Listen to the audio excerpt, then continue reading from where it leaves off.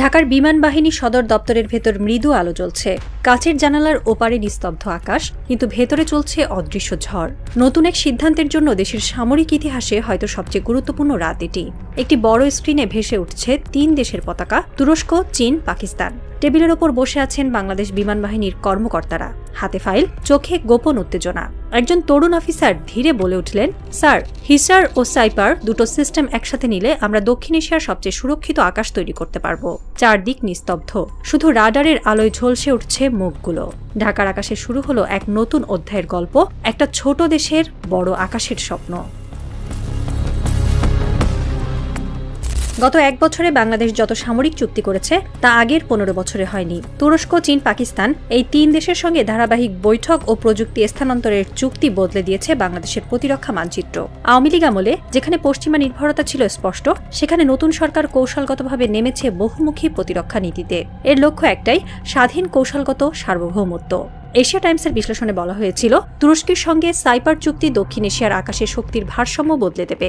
এই সাইপার হচ্ছে long range air defence system, যা ১৫০ কিলোমিটার দূর থেকে যে কোনো শত্রু বিমান বা মিসাইল ধ্বংস করতে সক্ষম। আর এর সঙ্গে যুক্ত হতে চলেছে হিসার মিড রেঞ্জ সিস্টেম, যার বিশেষত্ব হল একসঙ্গে শতাধিক টার্গেট ট্র্যাক করা এবং মুহূর্তে ৫০টির বেশি মিসাইল উৎক্ষেপণ। বাংলাদেশের এই আগ্রহের খবর ছড়িয়ে পড়তেই দক্ষিণ এশিয়ার কৌশলগত মহলে আলোড়ন। একজন মার্কিন থিঙ্ক ট্যাঙ্ক বিশ্লেষক লিখেছেন, ঢাকা যে কূটনৈতিকভাবে এমন সাহসী হবে তা দিল্লি কখনো ভাবেনি। তুরস্কের প্রেসিডেন্ট রিসেপ তাইপ এরদোয়ান একসময় বলেছিলেন যে আকাশ নিজের নয়, সেই দেশের স্বাধীনতা কেবল নামমাত্র। বাংলাদেশ হয়তো ঠিক এই দর্শনই অনুসরণ করছে।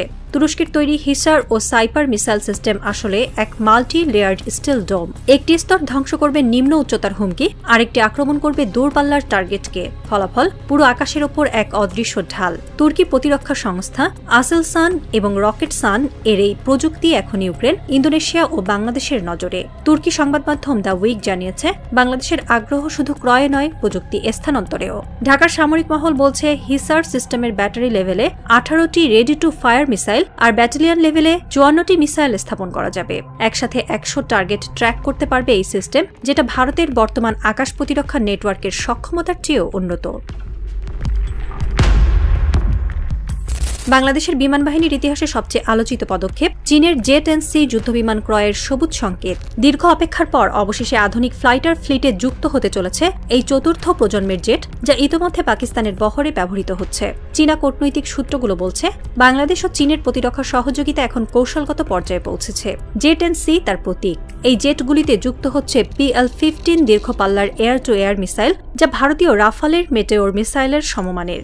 ঢাকা এখন চাইছে তুর্কি এয়ার ডিফেন্স সিস্টেমের সঙ্গে এই জে-10C যুক্ত করে এক সমন্বিত যুদ্ধ সক্ষমতা তৈরি করতে। সামরিক সূত্র মতে, এটি দক্ষিণ এশিয়ার প্রথমবারের মতো তুর্কি চীনা হাইব্রিড এয়ার কমান্ড নেটওয়ার্ক, যার নিয়ন্ত্রণে থাকবে বাংলাদেশ নিজেই। বিশ্লেষকরা মনে করেন, বাংলাদেশের সামরিক উন্নয়নের পরবর্তী ধাপ হবে মিসাইল সক্ষমতা বৃদ্ধি। তুরস্ক ও চীনের সীমাবদ্ধতার কারণে এই খাতে সম্ভাব্য সহযোগী হতে পারে পাকিস্তান। ইসলামাবাদের হাতে রয়েছে শাহিন ও নাসার সিরিজ সহ একাধিক কনভেনশনাল ব্যালিস্টিক ও ক্রুজ মিসাইল প্রযুক্তি, যা আঞ্চলিক প্রতিরক্ষা ভারসাম্যে গুরুত্বপূর্ণ ভূমিকা রাখতে পারে। তুরস্কের সাহায্যে ড্রোন উৎপাদন এবং পাকিস্তানের সহযোগিতায় মিসাইল নেটওয়ার্ক গঠন, এই দুই মিলনেই জন্ম নেবে বাংলাদেশের নিজস্ব প্রতিরক্ষা শিল্প, যেটি কেবল সামরিক সক্ষমতা নয়, আঞ্চলিক ভূরাজনীতি মানচিত্রও বদলে দিতে পারে। এমন খবর দিল্লি পর্যন্ত পৌঁছাতে দেরি হয়নি। ভারতীয় মিডিয়া ও কৌশলবিদদের মধ্যে শুরু হয়েছে অস্থিরতা। নিউজ 18-এর প্রতিরক্ষা বিশ্লেষক পারাক্ষিত সিং সরাসরি লেখেন, বাংলাদেশ হয়তো আমাদের পরবর্তী ইউক্রেন হতে পারে। এখনই ব্যবস্থা না নিলে একদিন কিউবা পরিস্থিতি তৈরি হবে। এই মন্তব্যে ভারতের ভেতর থেকেই বিতর্ক শুরু হয়। একদল বিশ্লেষক বলেন, বাংলাদেশ তার সার্বভৌম অধিকারের চর্চা করছে, আর অন্য দল চায় সরাসরি ব্লকেট বা সামরিক চাপ প্রয়োগ। এই আতঙ্কের মূল কারণ একটাই, বাংলাদেশের প্রতিরক্ষা কৌশল আর ভারতের নিয়ন্ত্রণে নেই। একজন প্রাক্তন ভারতীয় জেনারেল স্বীকার করেছেন, আমরা অভ্যস্ত ছিলাম এমন এক বাংলাদেশের সঙ্গে যে আমাদের অনুমতি ছাড়া কিছুই করে না, কিন্তু এখন তারা নিজেদের জন্য ভাবছে, এটাই ভয়। দিল্লির কৌশলগত মহলে যখন বাংলাদেশের নতুন প্রতিরক্ষা চুক্তির খবর পৌঁছায়, তখন শুরু হয় এক অভ্যন্তরীণ বিতর্ক। এটা কি কূটনৈতিক সংকট নাকি দক্ষিণ এশিয়ায় ভারতের প্রভাবের সীমারেখা ভাঙার প্রথম ইঙ্গিত? ভারতের প্রভাবশালী সংবাদ মাধ্যমগুলোতে তখন একের পর এক বিশ্লেষণ প্রকাশিত হতে থাকে।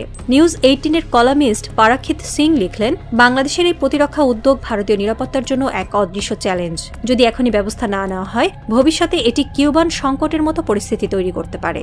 এই লেখাটিই ছিল ভারতীয় মিডিয়া রাজনীতিতে আগুনের স্ফুলিঙ্গ।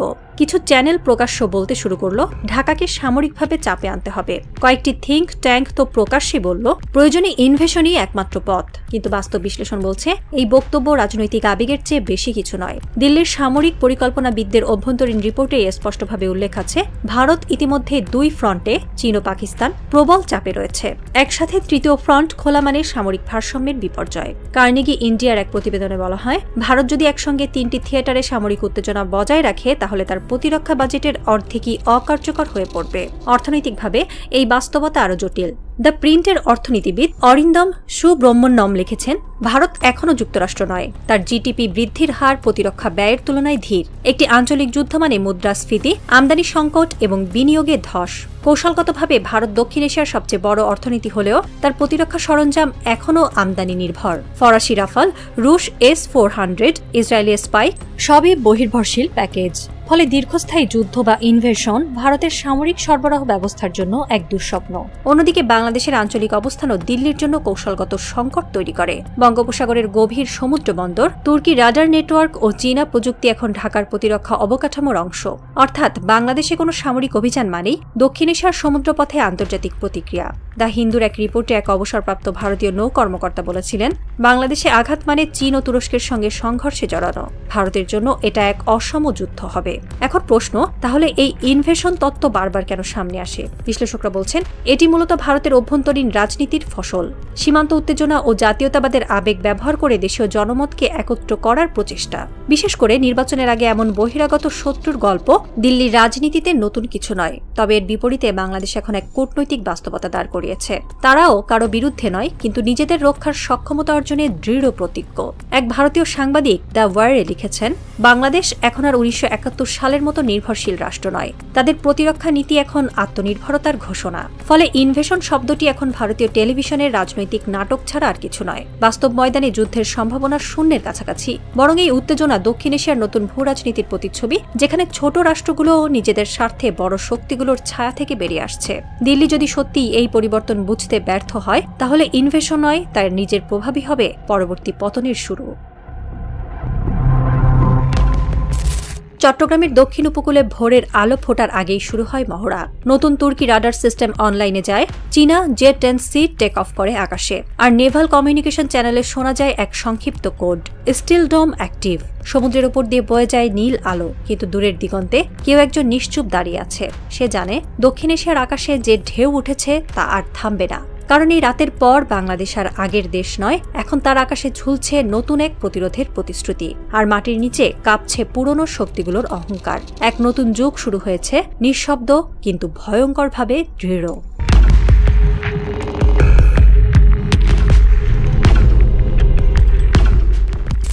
বিকেলে আলো যেন ধীরে ধীরে নিভে আসছে, কিন্তু বেইজিংয়ের প্রতিরক্ষা মন্ত্রণালয়ের কাচের জানালায় প্রতিফলিত হচ্ছে এক অদ্ভুত লাল আলো।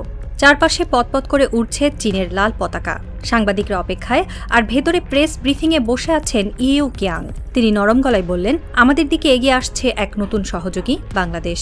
এই একটি বাক্যেই যেন নতুন ভূ রাজনৈতিক কক্ষের জন্ম হলো। কয়েক ঘন্টার মধ্যে দিল্লির নিউজ রুমগুলো উত্তপ্ত হয়ে উঠল।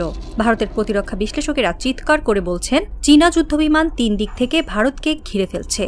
লাদাখে PLA ঘাঁটি, পশ্চিমে পাকিস্তানের স্কোয়াড্রন, আর এখন পূর্বে বাংলাদেশের আকাশে উঠতে যাচ্ছে একই যুদ্ধবিমান J-10C।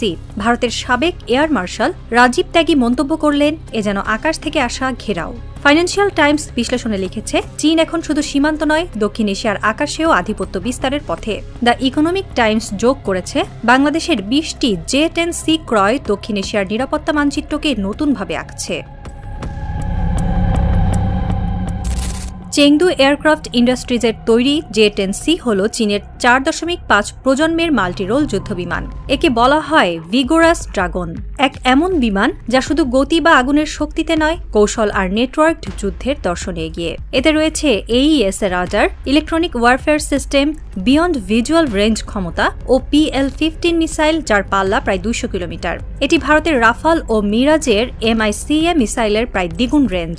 চীনার সামরিক বিশ্লেষক ঝাও লে গ্লোবাল টাইমসে লিখেছেন, J-10C এমন এক যুদ্ধবিমান যা ভবিষ্যতের ডিজিটাল যুদ্ধক্ষেত্রের মানদণ্ড তৈরি করছে। পাকিস্তান 2022 সালে এই বিমান হাতে পাওয়ার পর থেকেই সীমান্তে ভারতের নজরদারিতে অস্বস্তি দেখা দেয়। ভারতীয় এয়ারফোর্সের এক গোপন রিপোর্টে উল্লেখ করা হয়, J-10C পাকিস্তানের আকাশে প্রবেশের সঙ্গে সঙ্গে আমাদের উত্তর পশ্চিমাঞ্চলীয় কৌশলগত ভারসাম্য নড়ে যায়। এখন সেই একই বিমান যখন বাংলাদেশের হাতে আসছে, ভারতের সামরিক বৃত্তে উদ্বেগ স্পষ্ট। ডিফেন্স নিউজ বিশ্লেষণে লিখেছে, বাংলাদেশের এই পদক্ষেপ কেবল একটি ক্রয় নয়, এটি দক্ষিণ এশিয়ার আকাশে নতুন সমীকরণের সূচনা। ভারতের প্রতিরক্ষা বিশ্লেষক অভিজিৎ দে এনডিটিভিকে বলেন, চীন, পাকিস্তান, বাংলাদেশ এই ত্রিভুজ ভারতের পূর্ব, পশ্চিম ও উত্তর আকাশে এক কৌশলগত চক্র তৈরি করছে। এই মন্তব্যের ভেতরেই লুকিয়ে আছে ভারতের গভীর উদ্বেগ। 2025 সালের এপ্রিলে ইউরেশিয়ান টাইমস লিখেছিল, যদি বাংলাদেশের আকাশে চীনা যুদ্ধবিমান ওঠে তবে এটি হবে ভারতের জন্য দ্বিতীয় কৌশলগত ঘেরাও। ভারতীয় প্রতিরক্ষা দপ্তরের এক অভ্যন্তরীণ রিপোর্টে স্বীকার করা হয়েছে, বাংলাদেশের J-10C স্কোয়াড্রন মোতায়েনের পর ভারতের পূর্বাঞ্চলীয় কমান্ডকে নতুনভাবে সাজাতে হবে। এক কর্মকর্তা নাম প্রকাশ না করে বলেন, বাংলাদেশের এখনকার প্রতিরক্ষা সক্ষমতা 2015 সালের তুলনায় 3 গুণ বৃদ্ধি পেয়েছে। এই পরিবর্তনের ফলে ভারতের নিরাপত্তা স্থাপনা, বিশেষ করে আন্দামান ও নিকোবর কমান্ড নতুন ঝুঁকির মুখে পড়েছে। দ্য হিন্দুস্তান টাইমস জানিয়েছে, ভারতীয় গোয়েন্দারা কক্সবাজার উপকূলে সম্ভাব্য চীনা সাবমেরিন বার্থিং সাইট ঘনিষ্ঠভাবে পর্যবেক্ষণ করছে। ভারতের সাবেক প্রতিরক্ষা উপদেষ্টা রবি রায় আরও বলেন, চীনের লক্ষ্য শুধু ঘেরাও নয়, বরং ভারতের সামরিক প্রতিক্রিয়া বিলম্বিত করা। চীন জানে ভারত একসঙ্গে 3 ফ্রন্টে লড়াই করতে পারবে না। এদিকে দ্য ইন্ডিয়ান এক্সপ্রেস বিশ্লেষণ করেছে, বাংলাদেশ এখন আঞ্চলিক শক্তি ভারসাম্যে এক নতুন মধ্যম শক্তি হিসেবে আত্মপ্রকাশ করছে এবং এই অবস্থান ভারতের কৌশলগত পরিকল্পনাকে বাধাগ্রস্ত করছে। দিল্লির কূটনৈতিক দফতরগুলিতে এখন আলোচনা হচ্ছে একটি প্রশ্ন, বাংলাদেশ কি চীনের নতুন কৌশলগত স্টেজিং পয়েন্ট? চীনা রাষ্ট্রীয় সংবাদ মাধ্যম গ্লোবাল টাইমস লিখেছে, বাংলাদেশ আমাদের অংশীদার নয়, বরং এটি দক্ষিণ এশিয়ার আকাশে ভারসাম্যের নতুন স্তম্ভ। এই সমস্ত বিবৃতি ভারতের কূটনৈতিক বৃত্তে আরও অস্থিরতা তৈরি করেছে। প্রতিরক্ষা বিশেষজ্ঞ মনীষা সেন বলেন, দিল্লি এখন বুঝতে পারছে শুধু সীমান্ত নয়, আকাশেও তারা পিছিয়ে পড়ছে। এই অস্থিরতা এক নতুন ভূরাজনৈতিক বাস্তবতার সূচনা। 2024 সালে অপারেশন সিন্ধুর সময় পাকিস্তান প্রথমবার J-10C ব্যবহার করে ন্যাটো ধাঁচের আকাশযুদ্ধ কৌশল লঞ্চ অ্যান্ড লিভ। একটি বিমান ক্ষেপণাস্ত্র ছড়ে, অন্যটি সেটি গাইড করে টার্গেটে পৌঁছে দেয়। রাডারে প্রথম বিমান ধরা পড়ে না, ফলে শত্রু বুঝে ওঠার আগেই আক্রমণ ঘটে। দ্য প্রিন্ট ইন্ডিয়া লিখেছে, চীন পাকিস্তানকে এমন প্রযুক্তি দিয়েছে যা একসময় শুধু ন্যাটো দেশগুলোর ছিল। ভারতীয় সামরিক গোয়েন্দারা বিষয়টি নিয়ে উদ্বিগ্ন। দ্য হিন্দু মন্তব্য করেছে, বাংলাদেশ যদি J-10C অর্জন করে তাহলে দক্ষিণ এশিয়ার আকাশে ভারতের আধিপত্য ভেঙে পড়বে। এখন ভারতের আশঙ্কা, বাংলাদেশও একই কৌশল প্রয়োগ করতে পারে। যদি এক বিমান লঞ্চ করে, অন্য বিমান গাইড দেয়, তবে ভারতের আকাশ প্রতিরক্ষা বিভ্রান্ত হবে। 2019 সালে ফরাসি প্রেসিডেন্ট মাক্রো ঢাকা এসেছিলেন রাফাল বিক্রির আশায়, কিন্তু বাংলাদেশ এয়ারফোর্স তখন বলেছিল, যে যুদ্ধবিমান আমাদের প্রতিদ্বন্দ্বী চালায় সেটি কেন আমরা নেব? আওয়ামী লীগ সরকার রাজনৈতিক স্বার্থের সিদ্ধান্ত টানছিল, কিন্তু ইউনূসের নেতৃত্বে অন্তর্বর্তী সরকার বিষয়টি স্ট্র্যাটেজিক দৃষ্টিতে দেখে। ফলে আসে চীনা প্রস্তাব। লা মডে পত্রিকা লিখেছে, ফ্রান্স রাফাল বিক্রির ব্যর্থতার পর দক্ষিণ এশিয়ায় প্রভাব হারিয়েছে, যেখানে চীন এখন নতুন বাণিজ্য ও প্রতিরক্ষা স্থপতি। প্রতিরক্ষা বিশ্লেষক কর্নেল জাহিদ ইসলাম মন্তব্য করেন, বাংলাদেশের J-10C ক্রয় শুধু প্রতিরক্ষা উন্নয়ন নয়, এটি ভারতীয় আধিপত্যের বিকল্প মডেল। তিনি যোগ করেন, রাফাল ও ইউরোফাইটার ইউরোপীয় শক্তির প্রতীক, কিন্তু J-10C দক্ষিণের শক্তি, যার কৌশল, প্রযুক্তি ও কূটনীতি একসঙ্গে মিলে গেছে। সিপ্রিট তথ্য বলছে, পাকিস্তানের পরেই বাংলাদেশ চীনের দ্বিতীয় বৃহত্তম অস্ত্র আমদানিকারক। এখন পুরো বাহিনীর চীনা সিস্টেমে ইন্টিগ্রেটেড রাডার, মিসাইল ও স্যাটেলাইট ডাটা এক প্ল্যাটফর্মে যুক্ত হচ্ছে। বাংলাদেশের একটি স্থলভিত্তিক রাডার কোনো অনুপ্রবেশ শনাক্ত করলে সেই তথ্য সরাসরি J-10C-তে পৌঁছে যায়। তাৎক্ষণিকভাবে আকাশে ছোড়া যায় PL-15 মিসাইল। চীনা সামরিক বিশ্লেষক লিউ চেন বলেন, J-10C ইন্টিগ্রেশন মানে কেবল একটি বিমান ক্রয় নয়, এটি তথ্য, প্রযুক্তি ও কৌশলগত বিশ্বাসের শেয়ারিং। সেন্টার ফর স্ট্র্যাটেজিক অ্যাভিয়েশনের গবেষক প্রণব চক্রবর্তী বিশ্লেষণ করেছেন, চীনের অস্ত্র ব্যবস্থা এখন এক সমন্বিত কমব্যাট ওয়েব, যেখানে বাংলাদেশ, পাকিস্তান ও মিয়ানমার হয়ে এক নতুন আঞ্চলিক নেটওয়ার্ক তৈরি হচ্ছে। হচ্ছে। ভারতীয় প্রতিরক্ষা গোয়েন্দা ব্যুরো স্বীকার করেছে, বাংলাদেশের নতুন সিস্টেমে তথ্য প্রবাহ এত দ্রুত যে ভারতীয় রাডার কাভারেজে সেটি ধরার আগেই PL-15 টার্গেটে পৌঁছে যায়। এই রিয়েল টাইম কোঅর্ডিনেশন ভারতের কাছে এখন এক দুঃস্বপ্ন এবং দক্ষিণ এশিয়ার আকাশে এক নতুন ভারসাম্যের নাম বাংলাদেশ। দিল্লির রাজনৈতিক ও সামরিক সদর দফতর এখন এক অদৃশ্য চাপের মধ্যে। নিউজরুম থেকে শুরু করে দক্ষিণ ব্লকের বৈঠকগুলো সবার আলোচনার কেন্দ্র বাংলাদেশের নতুন J-10C স্কোয়াড্রন। ইন্ডিয়ান এক্সপ্রেস লিখেছে, বাংলাদেশের এয়ার পাওয়ারের এই আপগ্রেড ভারতীয় প্রতিরক্ষা পরিকল্পনাকে একেবারে নতুনভাবে ভাবতে বাধ্য করেছে। উত্তরে লাদাখ, পশ্চিমে পাকিস্তান, পূর্বে বাংলাদেশ। ভারতীয় সামরিক কৌশলের 3 দিকেই এখন চীনা অস্ত্রনির্ভর বাহিনী। সাবেক air marshal Anup Sarkar the economic টাইমসকে বলেন, বাংলাদেশের PL-15 মিসাইল আমাদের ইস্টার্ন কমান্ডকে বিপদে ফেলবে। H-6 বোম্বার, সাবমেরিন ঘাঁটি, নৌবহর সবই এখন তাদের টার্গেটের আওতায়। স্ট্র্যাটেজিক অ্যাফেয়ার্স ইনস্টিটিউটের পরিচালক অমিতাভ সিংহের বিশ্লেষণ, বাংলাদেশের J-10C চুক্তি কেবল সামরিক নয়, এটি এক ডিপ্লোম্যাটিক সিগন্যাল। চীন এখন বঙ্গোপসাগরের ভেতরে প্রবেশ করেছে। দিল্লির নিরাপত্তা উপদেষ্টা পরিষদের এক গোপন বৈঠকের সিদ্ধান্ত হয়েছে, ভারতীয় এয়ারফোর্সকে দ্রুত Rafale integrated early warning system চালু করতে হবে, কারণ J-10Cর বিয়ন্ড ভিজুয়াল রেঞ্জ ক্ষমতা ভারতীয় রাডারের জন্য এক বিপদসীমা অতিক্রম করেছে। দ্য হিন্দু জানিয়েছে, ভারতের প্রতিরক্ষা গোয়েন্দারা আশঙ্কা করছেন বাংলাদেশ এখন চীনা ও পাকিস্তানি পাইলটদের সঙ্গে যৌথ মহড়ায় অংশ নিতে পারে। এক সিনিয়র ডিফেন্স করেসপন্ডেন্ট বলেন, যদি এমন হয় তাহলে এটি দক্ষিণ এশিয়ার আকাশে প্রথম 3 নেশন কমব্যাট ট্রায়াঙ্গেল তৈরি করবে। দিল্লির এক কূটনীতিক টাইমস অফ ইন্ডিয়াকে দেওয়া সাক্ষাৎকারে মন্তব্য করেছেন, বাংলাদেশ এখন কেবল প্রতিবেশী নয়, এটা এক ক্যালকুলেটেড অ্যাক্টর যার সিদ্ধান্ত নীতি নির্ধারকদের রাতের ঘুম কেড়ে নিচ্ছে। রাজনৈতিক বিশ্লেষক রোহিত দত্তের ভাষ্যমতে, ইউনূসের সরকার চীনের সঙ্গে এমন এক অর্থনৈতিক ও প্রতিরক্ষা সমীকরণ গড়ছে যা ভারত বহু বছর ধরেও করতে পারেনি। এটি একটি নতুন বাস্তবতা। ঢাকার আকাশে তখনও কোনো J-10C দেখা যায়নি, কিন্তু প্রতিরক্ষা সদর দফতরে চলছে প্রস্তুতির নীরব ব্যবস্থা। বিমান ঘাঁটির নতুন শেল্টারগুলো রং করা হচ্ছে, রানওয়ে শক্ত করা হচ্ছে, আর চীনা টেকনিশিয়ানরা পর্যবেক্ষণ করছে অবতরণ সিস্টেম। একজন কর্মকর্তা নাম প্রকাশ না করার শর্তে বিডি নিউজকে বলেন, চুক্তির আনুষ্ঠানিকতা প্রায় শেষ, এখন মূল বিষয় হচ্ছে ট্রেনিং ও লজিস্টিক প্রস্তুতি। সামনে দাঁড়িয়ে আছেন প্রফেসর ইউনূস, যিনি আজ এক সিভিলিয়ান স্ট্র্যাটেজিক ব্রেইন। তার চোখে এক নীরব অথচ অদম্য আত্মবিশ্বাস। তিনি বললেন, যুদ্ধ নয়, আত্মরক্ষাই আমাদের শক্তি, কিন্তু সেই আত্মরক্ষার জন্য চাই আধুনিকতা, আত্মবিশ্বাস ও কৌশল। দূরে ভারতীয় স্যাটেলাইট সেন্টার থেকে পাঠানো হলো জরুরি অ্যালার্ট। বাংলাদেশের আকাশ আর নিস্তব্ধ নয়, এটি এখন এক রিয়েল টাইম প্রতিরক্ষা থ্রেট এনভেলপ। রাত নেমে আসে, কিন্তু সেই অন্ধকারে আর নিঃশব্দতা নেই। প্রতিটি মেঘে প্রতিফলিত হচ্ছে J-10Cর সোনার আলোর রেখা। দক্ষিণ এশিয়ার আকাশে এখন একটি নতুন সমীকরণ চলছে, যেখানে বাংলাদেশ আর কেবল সীমানার দেশ নয়, বরং আকাশের স্ট্র্যাটেজিক খেলোয়াড়।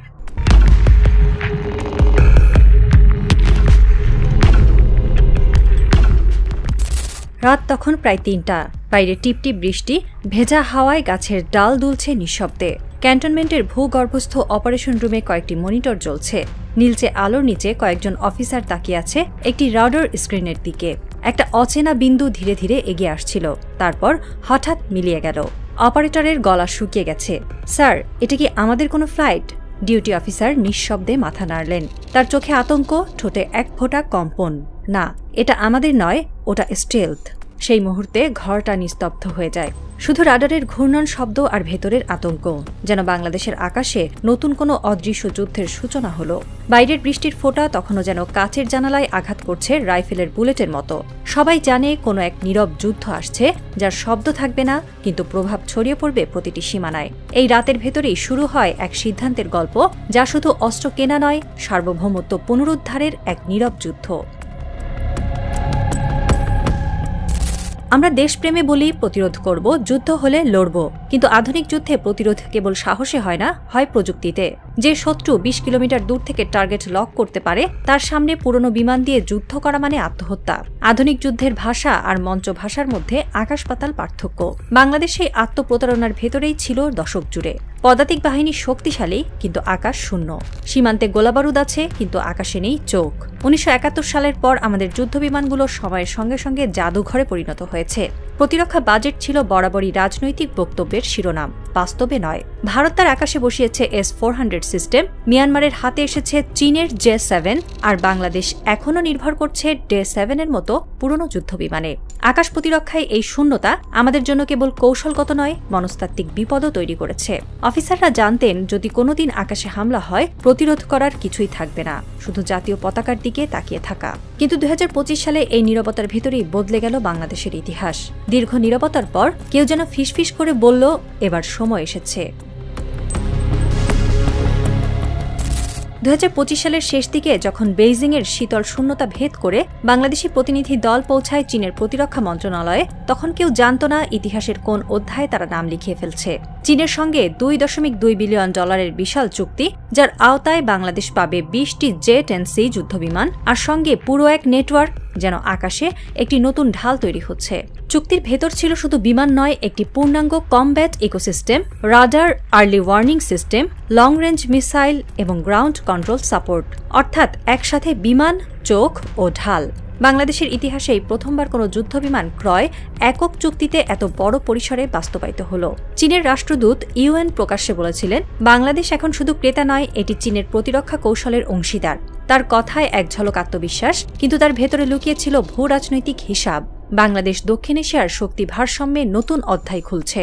চুক্তির পর বেইজিং থেকে প্রকাশিত বিবৃতিতে বলা হয়, চীন এবং বাংলাদেশ একসাথে আঞ্চলিক স্থিতিশীলতার প্রতিশ্রুতিবদ্ধ।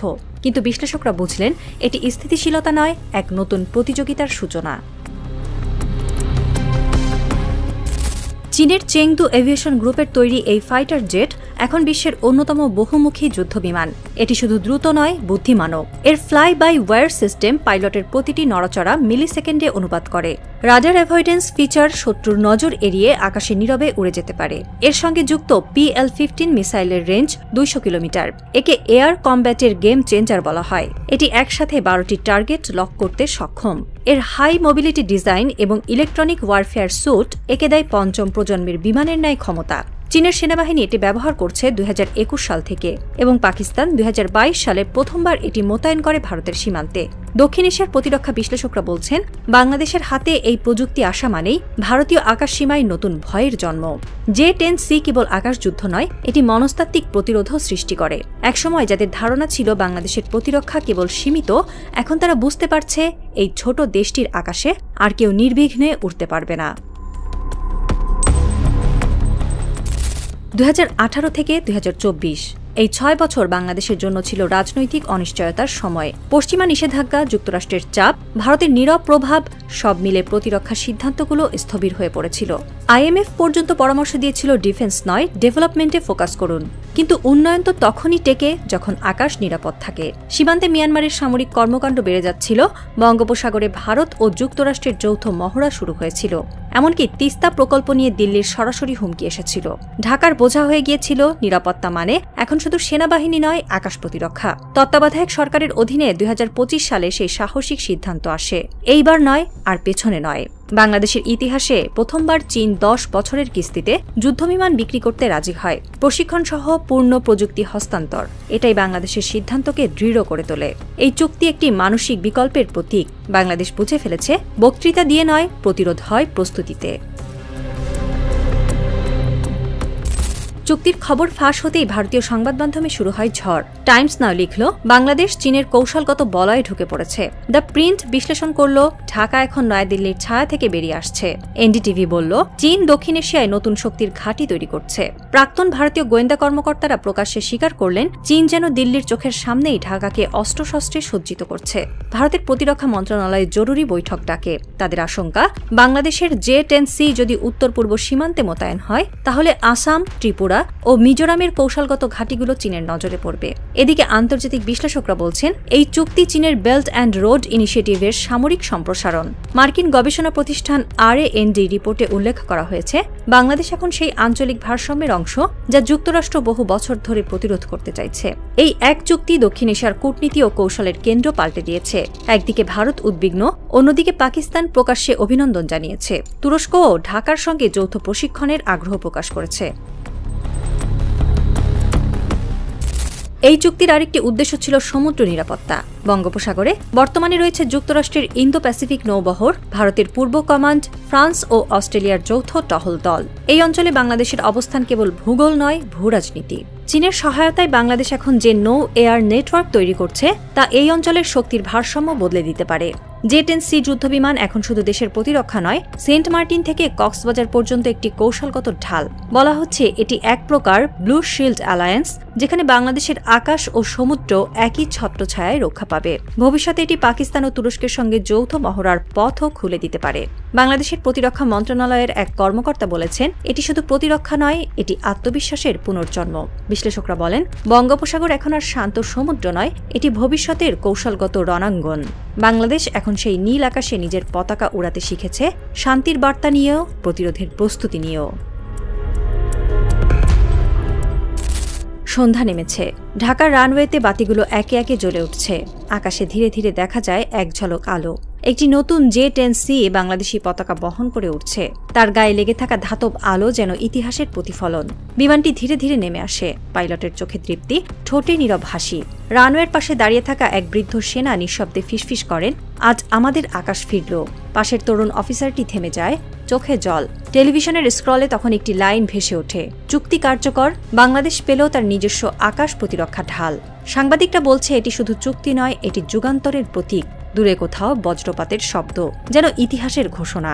এই আকাশে আর কেউ অদৃশ্য নয়, এই আকাশ এখন নিজের। রাত যত গভীর হয় ততই মনে হয় ঘুমন্ত বাঘের চোখ আবার জেগে উঠেছে, আর তার দৃষ্টি এবার আকাশের দিকে।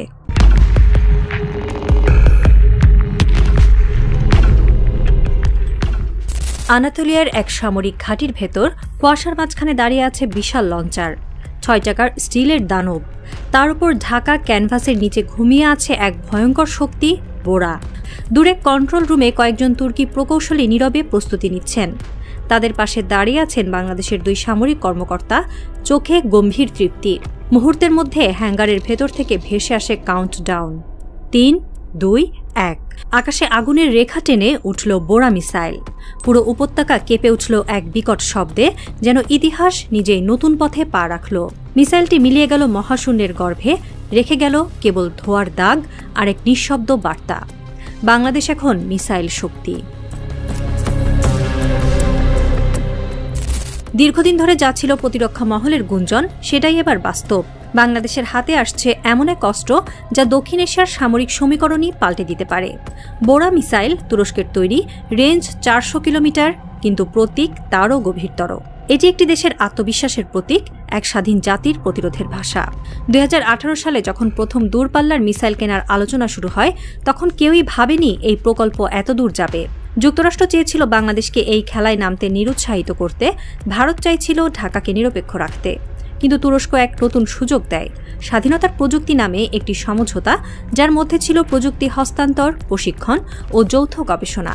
দ্য ডিফেন্স নিউজ লিখেছে, তুরস্কের রকেটসান বাংলাদেশের জন্য বোরা মিসাইলের একটি বিশেষ সংস্করণ তৈরি করছে। অফিসিয়ালি 300 কিলোমিটার রেঞ্জ বলা হলেও এর প্রকৃত পাল্লা 400 কিলোমিটার ছাড়াবে। এই এক ঘোষণাই কেঁপে ওঠে দিল্লির সামরিক পরিসর। ভারতীয় সেনাবাহিনীর উত্তর কমান্ড সঙ্গে সঙ্গে জরুরি বৈঠক ডাকে। এনডিটিভি লিখেছিল, বাংলাদেশের ক্ষেপণাস্ত্র সক্ষমতা এখন ভারতের পূর্বাঞ্চলে নতুন উদ্বেগের কেন্দ্র। শিলিগুড়ি করিডর ভারতের কৌশলগত জীবনরেখা। মাত্র 22 কিলোমিটার চওড়া এই করিডরই সংযুক্ত রাখে ভারতের উত্তর পূর্বের 7টি রাজ্যকে মূল ভূখণ্ডের সঙ্গে। এর ওপর যে কোনো হুমকি মানেই ভারতের সামরিক বিভাজন। আর এখন সেই করিডর বোরা মিসাইলের আওতায়। ভারতের সামরিক বিশ্লেষক অজয় শুক্লা লিখেছেন, বাংলাদেশের হাতে যদি বোরা থাকে তাহলে পূর্ব ভারতের প্রতিটি ঘাঁটি ঝুঁকির মধ্যে পড়বে। ফোর্স পত্রিকা মন্তব্য করেছে, ঢাকা এখন ভারতের নিরাপত্তা গণনায় এক অনির্দিষ্ট ভ্যারিয়েবল। কলকাতার প্রতিরক্ষা দপ্তরে উদ্বেগের ছায়া স্পষ্ট। শিলিগুড়ির উপরে নতুন করে রাডার সিস্টেম বসানোর পরিকল্পনা চলছে। তবু অনেকে বলছেন, প্রযুক্তি নয়, মনোবলই এখন ঢাকার সবচেয়ে বড় শক্তি। এক ভারতীয় কূটনীতিক নাম প্রকাশ না করার শর্তে স্বীকার করেছেন, এটি শুধুমাত্র মিসাইল নয়, এটি বাংলাদেশের আত্মসম্মান পুনরুদ্ধারের ঘোষণা। বাংলাদেশ তুরস্ক সম্পর্ক আজ এমন এক অবস্থায় পৌঁছেছে যা ২১ শতকের মুসলিম বিশ্বের কূটনৈতিক ইতিহাসে এক অনন্য অধ্যায়। ২০১৯ সালে যখন তুরস্ক বাংলাদেশকে উন্নত ড্রোন প্রযুক্তি দেওয়ার প্রস্তাব দেয়, তখনই কৌশলগত অংশীদারিত্বের বীজ বপন হয়। এরপর আসে বোরা মিসাইল ও হিসার এয়ার ডিফেন্স সিস্টেমের চুক্তি। হিসার সিস্টেমের ক্ষমতা অসাধারণ, একই সঙ্গে ৯টি লক্ষ্যবস্তু শনাক্ত ও ধ্বংস করতে পারে। এটি বিমান, ড্রোন, ক্রুজ মিসাইল, এমনকি শত্রুর স্যাটেলাইট সংকেতও নিষ্ক্রিয় করতে সক্ষম। ফলে বাংলাদেশ এখন আক্রমণ ও প্রতিরক্ষায় দুই দিকেই প্রস্তুত। তুরস্কের প্রতিরক্ষা মন্ত্রণালয়ের মুখপাত্র আনাদুলু এজেন্সিকে বলেন, বাংলাদেশ এখন আমাদের ট্রাস্টেড স্ট্র্যাটেজিক পার্টনার। এই সহযোগিতা শুধু অস্ত্রের লেনদেন নয়, এটি একসঙ্গে বেড়ে ওঠার সম্পর্ক। এক বাংলাদেশি কূটনীতিকের ভাষায়, প্রফেসর ইউনুসের কূটনীতি খুব নরম, কিন্তু তার ভেতরে ইস্পাতের দৃঢ়তা আছে। তিনি বিশ্বাস করেন শান্তিই হচ্ছে সর্বশ্রেষ্ঠ অস্ত্র। ২০২৬ সালের শুরুতে প্রকাশ্যে আসে আরেক ঐতিহাসিক পদক্ষেপ, বাংলাদেশ জাপান প্রতিরক্ষা সহযোগিতা চুক্তি। দ্য টোকিও টাইমসের শিরোনাম ছিল from Dhaka to Yokosuka, a new axis in Indo Pacific security. Japan এই অঞ্চলে দীর্ঘদিন ধরে ভারত ও অস্ট্রেলিয়ার সঙ্গে কাজ করলেও এবার তারা সরাসরি ঢাকাকে যুক্ত করছে তাদের নিরাপত্তা চেইনে। এর মানে বঙ্গোপসাগরে বাংলাদেশের ভূমিকা কেবল ভূ রাজনৈতিক নয়, এটি এখন বৈশ্বিক। এই চুক্তির আওতায় বাংলাদেশ পাবে উন্নত রাডার, নেভাল সার্ভাইলেন্স সিস্টেম এবং উপকূলীয় প্রতিরক্ষা নেটওয়ার্ক। টোকিওর কর্মকর্তারা জানিয়েছেন, ঢাকার স্থিতিশীলতা মানেই ইন্দো প্যাসিফিকের নিরাপত্তা।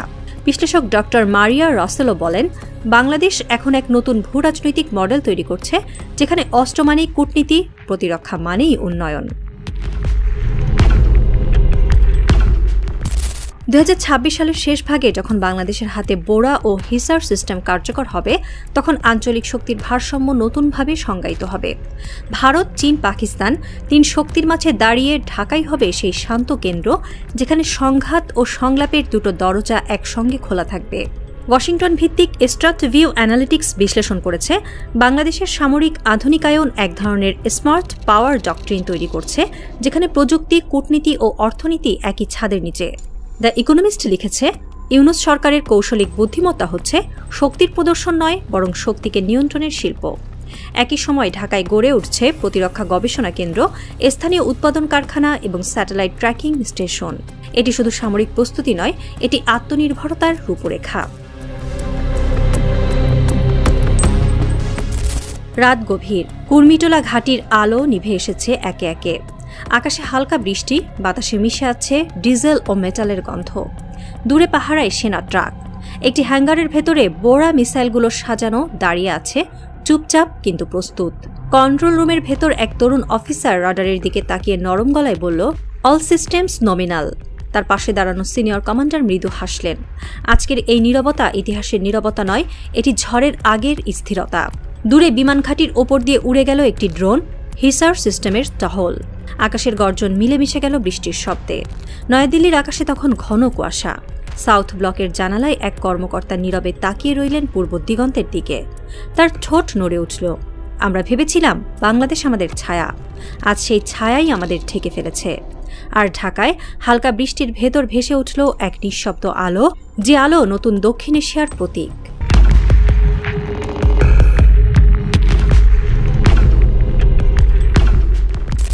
ঢাকার কুর্মিটোলা বিমান ঘাঁটির ভেতর তখন নিস্তব্ধ রাত। আলো আধারির মধ্যে দাঁড়িয়ে আছেন বাংলাদেশের বিমান বাহিনীর একজন সিনিয়র কর্মকর্তা, চোখে ক্লান্তি, হাতে নীল ফাইল। রানওয়ের শেষে জ্বলছে কিছু আলো, যেন ভবিষ্যতের কোনো যুদ্ধ বিমানের ছায়া সেখানেই ভেসে উঠছে। ফাইলের ওপর লেখা, ডিফেন্স অ্যাকুইজিশন ফেজ 2030।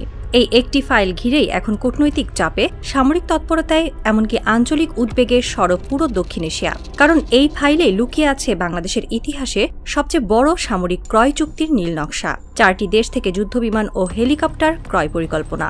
কিন্তু এই চুক্তি কেবল যুদ্ধবিমানের গল্প নয়, এর ভেতর লুকিয়ে আছে এক নতুন ভূরাজনৈতিক ভারসাম্যের সূচনা। বিশ্ব অর্থনীতি এখন এক অদ্ভুত ভারসাম্যে দাঁড়িয়ে আছে। দ্য ইকোনমিস্ট সম্প্রতি লিখেছে, খাদ্য নিরাপত্তা যতটা জরুরি, সামরিক নিরাপত্তা এখন তার চেয়েও বড় বাস্তবতা। বাংলাদেশও বুঝেছে, যে দেশ নিজের আকাশ রক্ষা করতে পারে না, তার উন্নয়নও একদিন মাটিতে পড়ে যায়। অন্তর্বর্তী সরকারের উপদেষ্টা পরিষদ তাই ঘোষণা দিয়েছে, আকাশে প্রতিরোধ, সীমান্তে স্থিতি আর আন্তর্জাতিক অঙ্গনে ভারসাম্য, এই 3 লক্ষ্য নিয়ে প্রতিরক্ষা পরিকল্পনা তৈরি হচ্ছে। অর্থাৎ এটা শুধু অস্ত্র কেনা নয়, এটি আত্মরক্ষার এক নীরব প্রতিশ্রুতি। চীনের J-10C যুদ্ধবিমানকে ঘিরে আলোচনা এখন বাস্তবতার পর্যায়ে। $2.2 বিলিয়ন এই ডিলের অধীনে বাংলাদেশ 20টি যুদ্ধবিমান ক্রয় করছে। প্রতিটি বিমানের দাম প্রায় $60 মিলিয়ন। সঙ্গে থাকবে রাডার, লং রেঞ্জ মিসাইল এবং electronic warfare system. China military observer জানিয়েছে, বাংলাদেশ হবে দক্ষিণ এশিয়ার প্রথম দেশ যে চীনের J-10C ও WS ইঞ্জিনের সমন্বয়ে নিজস্ব রক্ষণাবেক্ষণ ক্ষমতা গড়ে তুলবে।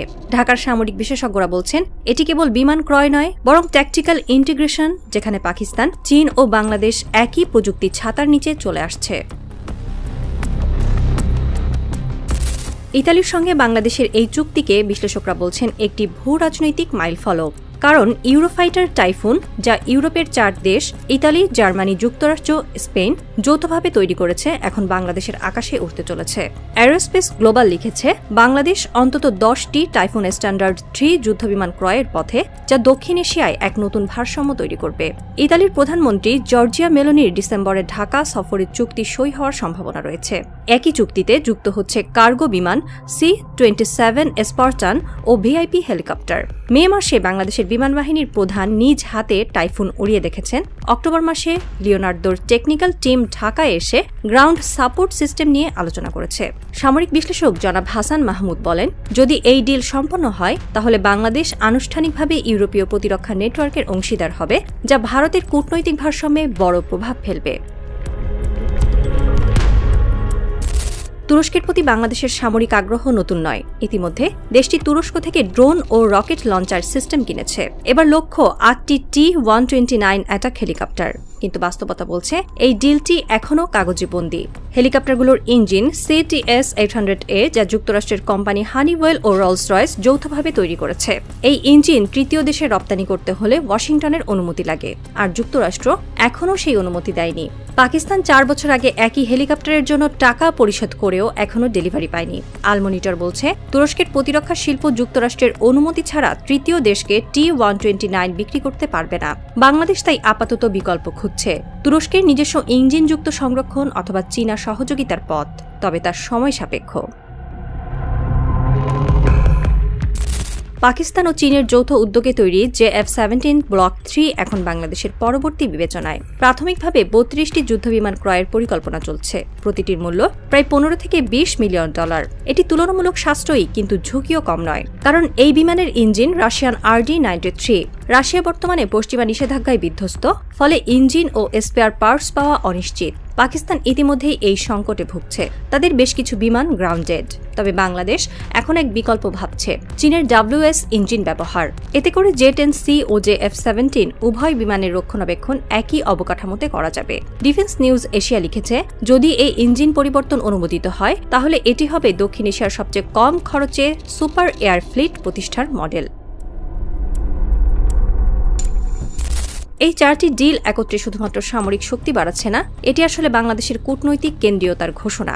একদিকে চীন, অন্যদিকে ইউরোপ, 2 ব্লকেই ঢাকার সমান পদচারণা। কিন্তু এই পদক্ষেপে অস্বস্তি বাড়ছে দিল্লিতে ও ওয়াশিংটনে। হিন্দুস্তান টাইমস সম্প্রতি লিখেছে, বাংলাদেশের আকাশে J-10C বা টাইফুন উড়লে ভারতের আঞ্চলিক আধিপত্যের ধারণা ভেঙে পড়বে।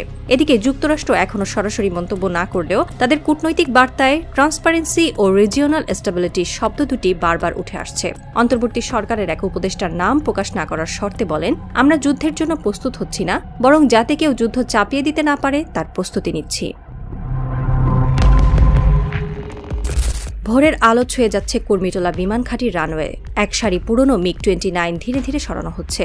দূরে ফ্লাইট টেস্ট এরিয়ার পাশে নতুন হ্যাঙ্গার তৈরি হচ্ছে, যেখানে খুব শীঘ্রই নামবে প্রথম J-10C। বিমান বাহিনীর এক তরুণ অফিসার তাকিয়ে বললেন, স্যার, আমরা হয়তো এক প্রজন্মের মধ্যেই ইতিহাস বদলে দেব, কিন্তু ইতিহাস কখনো একরঙা হয় না। যে আকাশে যুদ্ধবিমান উড়বে, সেই আকাশেই কখনো কখনো নেমে আসে কূটনৈতিক ঝড়। এখন প্রশ্ন একটাই, বাংলাদেশ কি সত্যি ভারসাম্যের আকাশে নিজের অবস্থান স্থায়ী করতে পারবে, নাকি এই 4 দেশের যুদ্ধবিমান চুক্তি হয়ে উঠবে এক নতুন বৈশ্বিক প্রতিযোগিতার সূচনা? রানওয়ের প্রান্তে সূর্য উঠছে, কিন্তু ভবিষ্যতের আকাশ এখনও ঝাপসা।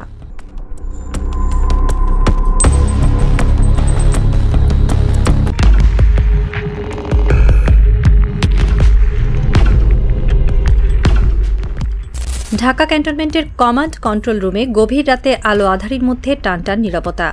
নীলচে আলোর ছটায় ভেসে আছে দেয়াল জুড়ে স্থাপিত রাডার মনিটর। হঠাৎই একটি সংকেত, উত্তর পূর্ব দিক থেকে অচেনা প্রতিচ্ছবি, অস্বাভাবিক দ্রুতগতি। অপারেটর সামির চোখ বড় হয়ে উঠল। স্যার, এটি ড্রোন নয়, ইলেকট্রিক সিগন্যাল নতুন কমিউনিকেশন নেটওয়ার্কে লগ ইন করেছে। কমান্ডার রাশেদ সোজা হয়ে দাঁড়িয়ে ধীর গলায় বললেন, তুরস্কের DS-200 লিঙ্ক সক্রিয় হয়েছে। শব্দের ভেতরে শোনা যাচ্ছিল একরকম গর্ব আর শীতল শৃঙ্খলা। সেই মুহূর্তেই শুরু হলো বাংলাদেশের সামরিক ইতিহাসের এক নতুন অধ্যায়, যেখানে অস্ত্র নয়, প্রযুক্তি হতে যাচ্ছে সবচেয়ে বড় প্রতিরক্ষা। চলতি বছরের জুন মাসের তৃতীয় সপ্তাহে আন্তর্জাতিক মিডিয়ার দৃষ্টি ছিল অন্যত্র। ইউক্রেন যুদ্ধ, গাজা সংঘাত কিংবা দক্ষিণ চীন সাগরের উত্তেজনা। কিন্তু নীরবে ঢাকায় স্বাক্ষরিত হচ্ছিল একটি গুরুত্বপূর্ণ চুক্তি। তুরস্কের প্রতিরক্ষা কোম্পানি আসেলসানের সঙ্গে বাংলাদেশ প্রতিরক্ষা বাহিনী স্বাক্ষর করে DS-200T hybrid PVA communication system কেনার সমঝোতা। এই সিস্টেমটি সামরিক গ্রেডের, যা তৈরি হয়েছে যুদ্ধক্ষেত্রের ভয়াবহ পরিবেশেও সিগন্যাল বজায় রাখার জন্য। এতে IP নেটওয়ার্কের পাশাপাশি রয়েছে অ্যানালগ সাপোর্ট, E1 পোর্ট এবং সম্পূর্ণ এনক্রিপ্টেড ট্রান্সমিশন। বাস্তবে এটি হলো সেনাবাহিনীর জন্য এক ডিজিটাল শিরা। এই সিস্টেমের সাহায্যে বাংলাদেশ তৈরি করছে এক একীভূত প্রতিরক্ষা যোগাযোগ নেটওয়ার্ক, যেখানে সেনা, নৌ ও বিমান বাহিনী একই প্ল্যাটফর্মে রিয়েল টাইম তথ্য শেয়ার করতে পারবে। এটি শুধু প্রযুক্তি নয়, এটি একটি কৌশলগত নীরব বিপ্লব। বাংলাদেশ ও তুরস্কের প্রতিরক্ষা সহযোগিতা আজ এমন এক স্তরে পৌঁছেছে যা দক্ষিণ এশিয়ার কূটনৈতিক ভারসাম্য পাল্টে দিচ্ছে।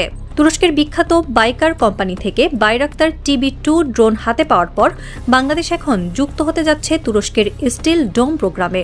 এটি আসলে একটি multi layered air defence network, যেখানে স্বল্প, মধ্য ও দীর্ঘ পাল্লার আকাশ প্রতিরক্ষা ব্যবস্থা একসাথে কাজ করে। তুরস্কের রকেটসান ও আসেলসান যৌথভাবে এই প্রোগ্রাম পরিচালনা করছে। হিসার এবং সিপার দুটি পৃথক লেয়ারের সিস্টেম। তুর্কি প্রতিরক্ষা বিশ্লেষক হুসাইন কায়া বলেছিলেন, বাংলাদেশ দক্ষিণ এশিয়ার প্রথম দেশ যারা আমাদের এই উন্নত প্রতিরক্ষা প্রোগ্রামে আগ্রহ দেখিয়েছে।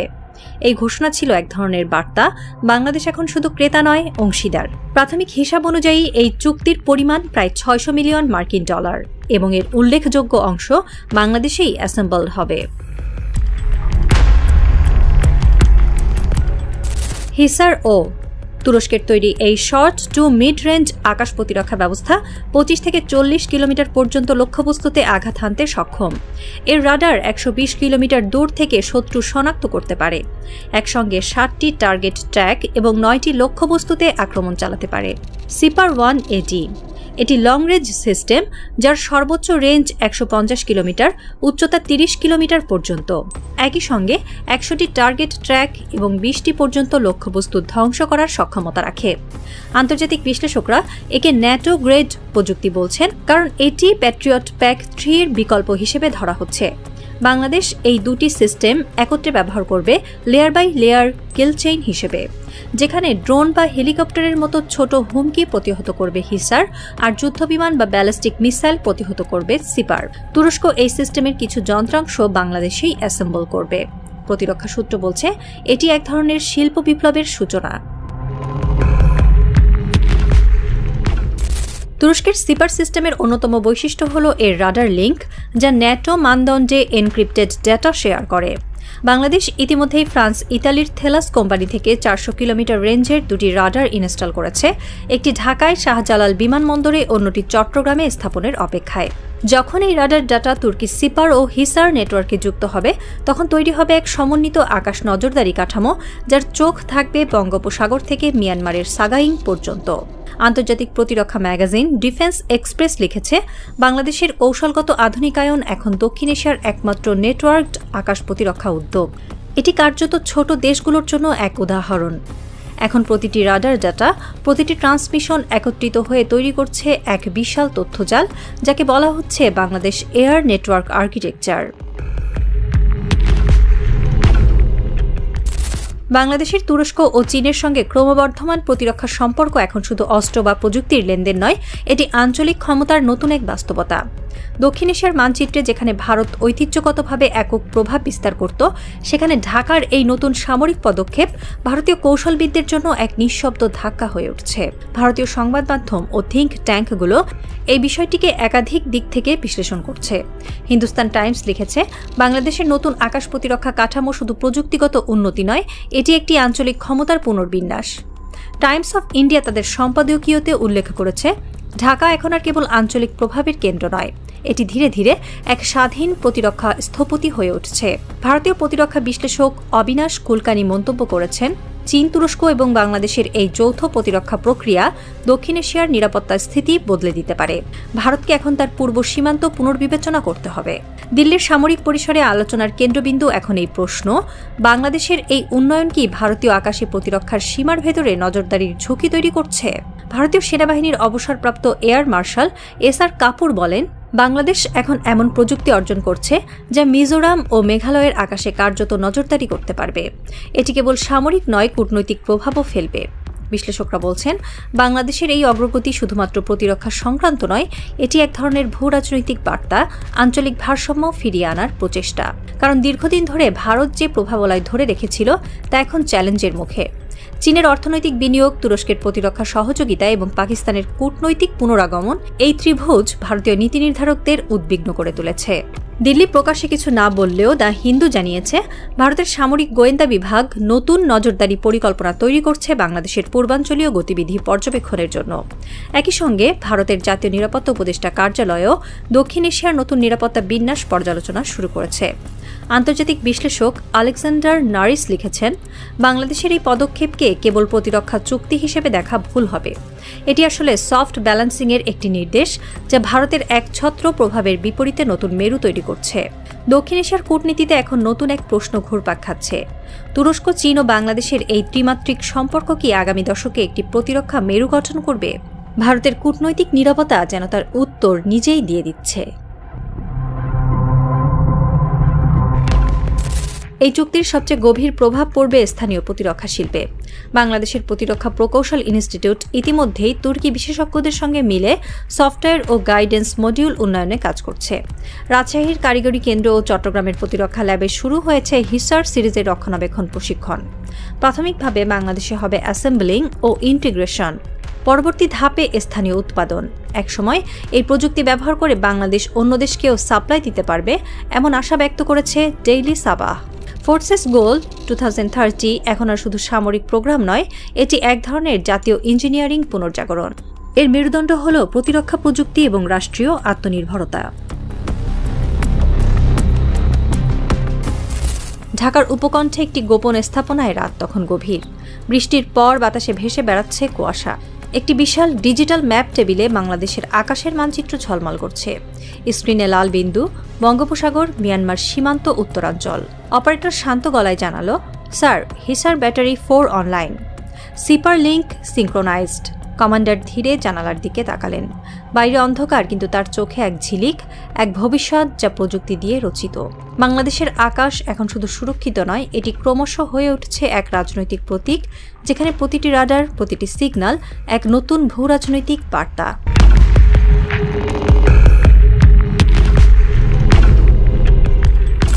সেপ্টেম্বরের শেষ সপ্তাহ, নিউ ইয়র্কের হাডসন নদীর ওপারের সন্ধ্যায় সূর্যটা ডুবে যাচ্ছে ধীরে ধীরে।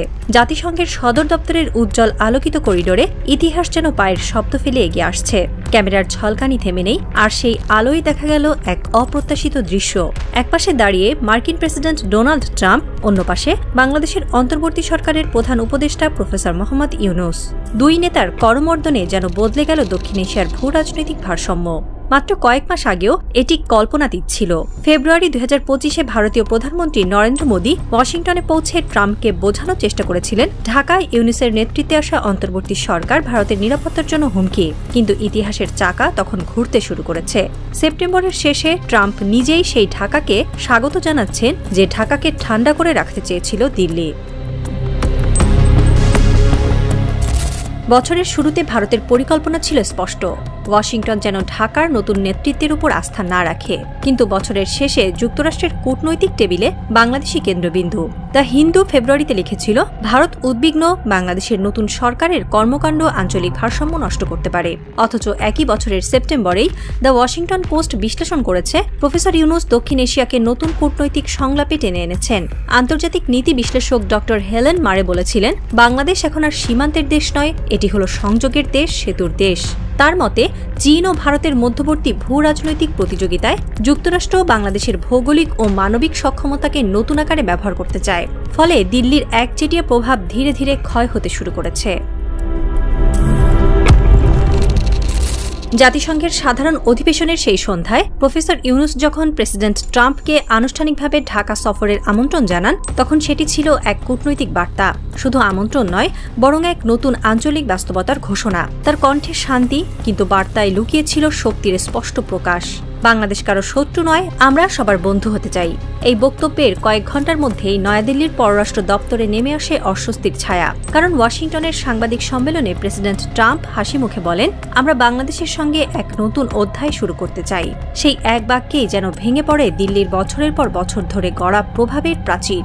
ইন্ডিয়া টুডে এক প্রতিবেদনে লিখেছে, ঢাকার এই আমন্ত্রণ দক্ষিণ এশিয়ার কূটনৈতিক মানচিত্রে ভারতের ভূমিকা নিয়ে প্রশ্ন তুলেছে। ভারতের সাবেক পররাষ্ট্র সচিব শিবশঙ্কর মেনন বিশ্লেষণ করেছেন, এই মুহূর্তে বাংলাদেশের সঙ্গে যুক্তরাষ্ট্রের সম্পর্ক কেবল সৌজন্য নয়, এটি দক্ষিণ এশিয়ার কৌশলগত রূপান্তরের ইঙ্গিত।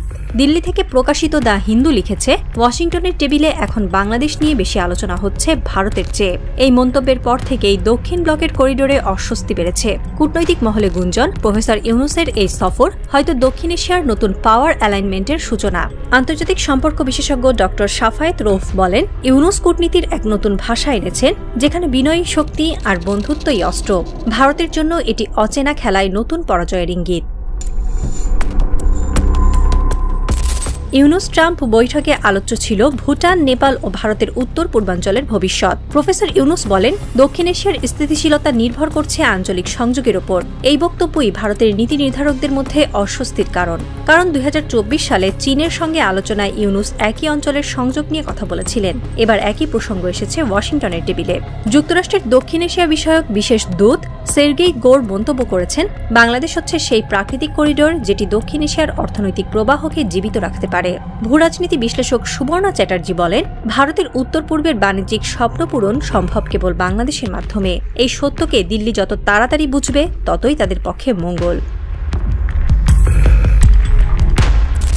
জাতিসংঘের সাধারণ অধিবেশনে মোদির অনুপস্থিতি এক অঘোষিত পরাজয় হয়ে দেখা দেয়। কারণ স্পষ্ট, ট্রাম্প তার সঙ্গে সাক্ষাৎ নির্ধারণ করেননি।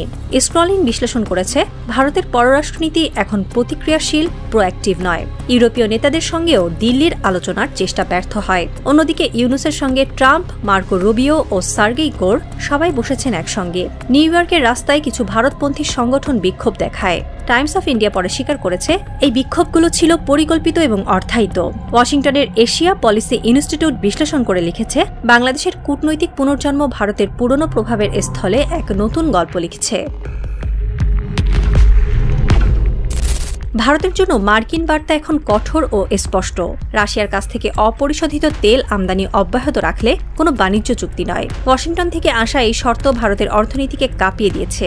একের পর এক মার্কিন শুল্কে ক্ষতিগ্রস্ত হচ্ছে ভারতের গার্মেন্টস, ওষুধ ও আইটি খাত। অর্থনীতিবিদ ডক্টর রঞ্জন ভট্টাচার্য মন্তব্য করেন, ভারত এখন আমেরিকার ট্রেড পলিসির বন্দী। অন্যদিকে বাংলাদেশ যেন এক বিপরীত বাস্তবতায় দাঁড়িয়ে। প্রফেসর ইউনুস ট্রাম্প প্রশাসনের সঙ্গে আলোচনায় বাণিজ্য, জলবায়ু বিনিয়োগ ও প্রযুক্তি স্থানান্তরের নতুন পথ খুলে দিয়েছেন। বিজনেস স্ট্যান্ডার্ড বাংলাদেশ জানায়, ওয়াশিংটন বাংলাদেশের অর্থনৈতিক সংস্কার ও স্বচ্ছতা নীতিকে দক্ষিণ এশিয়ার মডেল হিসেবে বিবেচনা করছে। আমেরিকান গবেষণা প্রতিষ্ঠান স্ট্র্যাটভিউ অ্যানালিটিক্স তাদের প্রতিবেদনে উল্লেখ করে, বাংলাদেশ এখন যুক্তরাষ্ট্রের জন্য সবচেয়ে স্থিতিশীল এবং লাভজনক বিনিয়োগ গন্তব্য। ইউরোপীয় অর্থনীতিবিদ মারিয়া রসেলো বলেন, বাংলাদেশের আর্থিক নীতি এখন এমন এক স্তরে পৌঁছেছে যেখানে আন্তর্জাতিক আস্থা ফিরে এসেছে। এই বাস্তবতা ভারতের জন্য এক অস্বস্তিকর সংকেত। একসময় দক্ষিণ এশিয়ার অর্থনৈতিক গেটওয়ে হিসেবে বিবেচিত দিল্লি আজ পরিণত হয়েছে শুল্ক ও কূটনৈতিক চাপের নিচে ক্লান্ত এক রাজধানীতে। অথচ ঢাকা ধীরে ধীরে পরিণত হচ্ছে নতুন আঞ্চলিক কেন্দ্রবিন্দুতে, যেখানে প্রফেসর ইউনুসের প্রতিটি কূটনৈতিক পদক্ষেপ অর্থনৈতিক কৌশলের প্রতিচ্ছবি হয়ে উঠছে। আসছে। আন্তর্জাতিক অর্থনৈতিক বিশ্লেষক ডক্টর শম্পা দত্ত বলেন, বাংলাদেশ এমন এক পর্যায়ে দাঁড়িয়েছে যেখানে রাজনীতি নয়, অর্থনীতি দিয়ে প্রভাব গড়ে তোলা সম্ভব। ওয়াশিংটনের সাথে এই নতুন সহযোগিতা প্রমাণ করছে দক্ষিণ এশিয়ার ভবিষ্যৎ এখন আর দিল্লির হাতে নেই, সেটি ধীরে ধীরে সরে যাচ্ছে ঢাকার টেবিলে। ওয়াশিংটনের হোয়াইট হাউসে ট্রাম্প প্রফেসর ইউনুসকে বিদায় জানাচ্ছেন। ক্যামেরার ঝলকানিতে বন্দী হল এক নতুন যুগের সূচনা। ইউনুসের চোখে আত্মবিশ্বাসের ঝিলিক, ট্রাম্পের মুখে প্রশান্তির হাসি। দূরে হাডসনের ওপারে আলো ঝলমল করছে, যেন ইতিহাসের নতুন অধ্যায় শুরু হচ্ছে। অন্যদিকে নয়াদিল্লির সাউথ ব্লকে নেমে এসেছে নিস্তব্ধতা। এক সিনিয়র কর্মকর্তা চুপচাপ বললেন, আমরা ভেবেছিলাম বাংলাদেশ আমাদের ছায়া, আজ সেই ছায়াই আমাদের ঢেকে ফেলেছে। সেই নীরবতার মধ্যে ফোনটা বেজে ওঠে। State department calling. দক্ষিণ এশিয়ার নতুন বাস্তবতা এখন স্পষ্ট। খেলাটা এখন ঢাকায়, নয়াদিল্লিতে নয়।